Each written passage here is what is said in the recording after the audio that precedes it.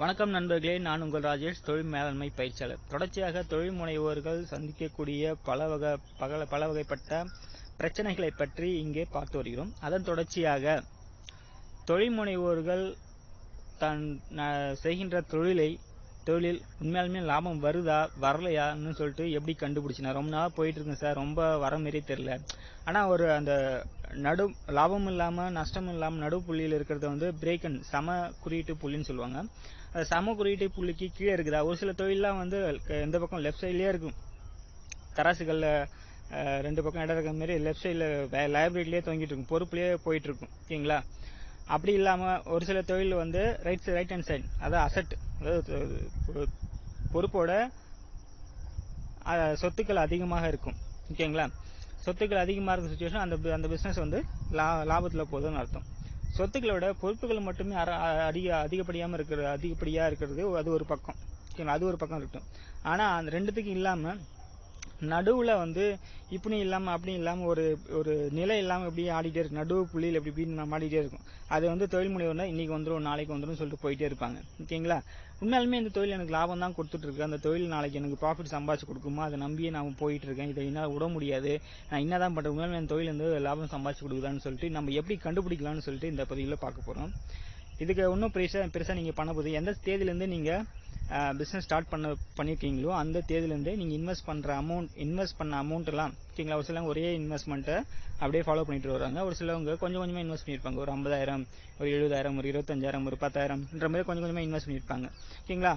Business start பண்ண தேதியிலேருந்து இன்னைய தேதி வரைக்கும் நீங்கள் எவ்வளோ இன்வெஸ்ட் பண்ணியிருக்கீங்க, அது வந்து அந்த இன்வெஸ்ட்மெண்ட் வந்து உங்கள் தொழிலுக்கு வந்து ஒரு லயபிலிட்டின்னு சொல்கிறாங்க, பொறுப்புன்னு சொல்கிறாங்க. அந்த பொறுப்பு வந்து என்னென்னா திருப்பி அதை நீங்கள் தரணும். ஓகேங்களா? அது லயபிலிட்டி, திருப்பி அதை நீங்கள் தரணும்னு ஒரு கான்செப்ட். ஓகேங்களா? இப்போ அந்த லயபிலிட்டி தனியாக எடுத்து வச்சுட்டு அந்த லயபிலிட்டி என்ன தேதியில் இன்வெஸ்ட் பண்ணுறீங்களோ அந்த முதலீடு மட்டும் இல்லாமல் முதலீட்டுக்கான வட்டியும் நீங்கள் தொழில் வந்து யார் இன்வெஸ்ட் பண்ணிக்கிறாங்களோ அவங்களுக்கு நீங்கள் எடுத்து கொடுக்கணும். ஓகேங்க? அதுவும் உங்களுக்கு ஒரு பொறுப்பு தான், பொறுப்பு ப்ளஸ் செலவும் கூட. ஓகேங்களா?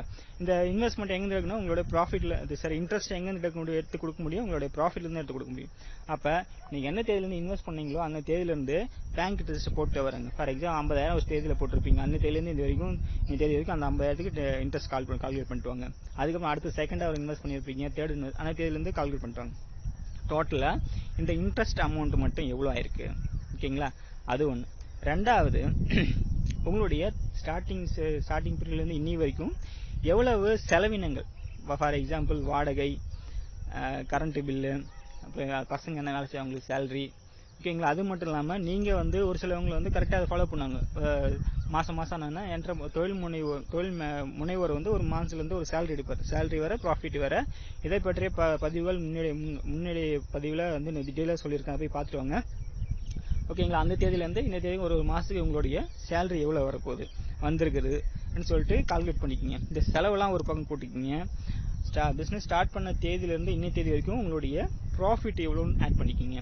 நீங்கள் ரெண்டுத்தையும் வந்து லெஃப்ட் ஹேண்ட் சைடில் வந்து செலவினங்கள், ரைட் ஹேண்ட் சைடில் வந்து லாபம் மட்டும். ஓகேங்களா? லாபம் மட்டும். நீங்கள் சேல்ஸ் வேல்யூ எடுத்துக்காதீங்க. ஓகேங்களா? சில என்ன பண்ணால் சேல்ஸ் வேல்யூ எடுத்துப்பாங்க, அப்படி எடுத்துக்கூடாது.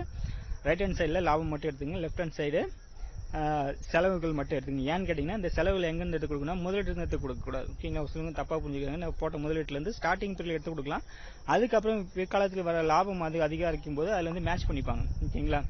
அப்போ அதை பெருசாக எடுத்துக்காம லெஃப்ட் ஹேண்ட் சைடு உங்களுடைய நிறுவனத்துடைய செலவினங்கள் எடுத்துக்கோங்க, ரைட் ஹேண்ட் சைடு உங்களுடைய ப்ராஃபிட் எடுத்துக்கோங்க. ரெண்டுத்தையும் தராசு முள்ளில் போட்டு வெயிட் பண்ணுற மாதிரி வெயிட் பண்ணுங்கள், டோட்டல் பண்ணி பாருங்கள் எந்த பக்கம் அதிகமாக இருந்தது. உங்களுடைய ப்ராஃபிட், உங்களுடைய செலவினத்தை விட உங்களுடைய ப்ராஃபிட் அதிகமாக இருக்கிற சூழ்நிலையில் ₹1 அதிகமாக இருந்தால் கூட அந்த தொழில் நல்லா தான் போயிட்டுருக்கு. ஓகேங்களா? இதுவே அந்த உங்களுடைய ரைட் ஹேண்ட் சைடு, அதாவது லாபத்தை விட உங்களுடைய செலவினங்கள் அதிகமாக இருக்கும் சூழ்நிலையில், ஓகேங்களா, உங்கள் பிஸ்னஸ் கொஞ்சம் அதிகமாக இருந்தால் அடுத்த மாதத்துலேருந்து மேட்ச் பண்ணுறதுக்கான வாய்ப்பு இருக்குது.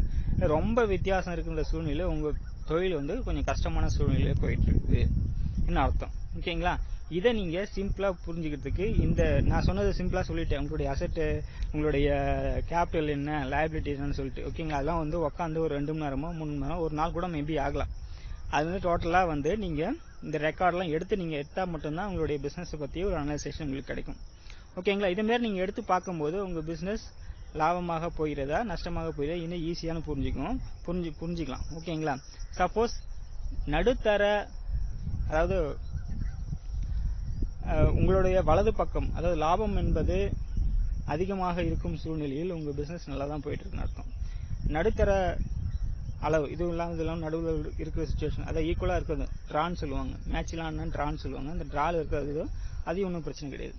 ஓகேங்களா? உங்களோட லாபத்தை விட செலவுகள் அதிகமாக இருக்கும் சூழ்நிலையில் உங்கள் தொழில் கஷ்டமான சூழ்நிலையில் போய் கொண்டிருக்கிறது என்றது அர்த்தம். ஓகேங்களா? இதெல்லாம் நீங்கள் கண்டுபிடிக்கிறது என்ன பண்ணுது, ஸ்டார்டிங் பேஜ்லேருந்து ரெக்கார்ட்ஸ் கரெக்டாக நீங்கள் ஃபாலோ பண்ணிட்டு வரணும். இந்த ரெக்கார்ட்ஸ் கரெக்டாக, இந்த மேனேஜ்மெண்ட் கான்செப்ட்லாம் எல்லாம் ரெக்கார்ட் பேஸ் பண்ணி தான் வருது. ஓகேங்களா? இந்த ரெக்கார்ட் பேஸ் பண்ணி தான் நம்ம இல்லை ஒரு ரிசல்ட்டும் கொடுக்கணும். அடுத்த முயற்சிக்கான ஆதாரமாகவும் அந்த ரெக்கார்ட்ஸ் தான் இருக்குது. ஓகே, ரெக்கார்ட் என்னென்ன பதிவுகள், என்னென்ன தொழில் நடக்குதுன்றத பதிவுகள் தான் ரெக்கார்ட் சொல்கிறாங்க. ஓகேங்களா? அப்படி பண்ணும்போது உங்களுடைய செலவினங்கள் அதிகமாக இருக்க சூழ்நிலையில் உங்கள் தொழில் ரொம்ப கஷ்டமாக போயிட்டுருக்கு. தொழில் கஷ்டமாக போயிட்டுருக்கான காரணங்கள் என்று நிறைய கூறலாம். ஓகேங்களா? இந்த காரணங்கள் முதல்ல நீங்கள் இதை கண்டுபிடிங்க. அதுக்கப்புறம் தொழில் வளர்ச்சிக்கு என்ன காரணம், ஓகேங்களா? முதலீடு அதிகமாக இருக்குதா, என்கிட்ட ஸ்டாக் அதிகமாக மாட்டிக்கிச்சா, இல்லை வந்து எனக்கு ப்ராஃபிட் கம்மியாக இருக்குதா, இல்லை வந்து நான் ரொட்டேஷன் பண்ணுற மெத்தட் சரியில்லையா, பேமெண்ட் அதிகமாக கொடுக்குறேனான்னு சொல்லிட்டு நிறைய காரணங்கள் இருக்கின்றன. இந்த காரணங்கள் ஒவ்வொன்றாக கண்டுபிடிச்சி அது இங்கே வா, அது இருக்குதா, இல்லை சரி நீ போ, அடுத்து இங்கே வா, இது இருக்குதா, இல்லை நீ போன்னு சொல்லிட்டு நம்ம பிரிக்க முடியும். இது எல்லாத்துக்குமே வந்து ரெக்கார்ட்ஸ் தான் காரணம்.